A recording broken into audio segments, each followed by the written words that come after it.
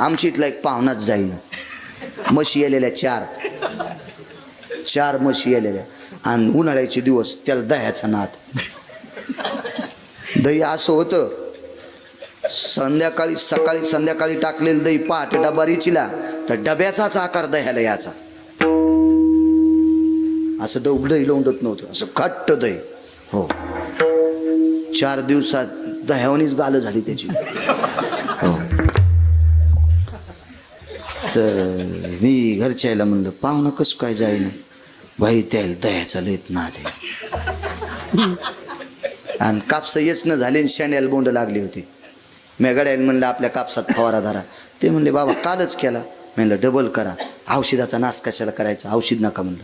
10 रुपयात चुन्याचा डबा घ्या.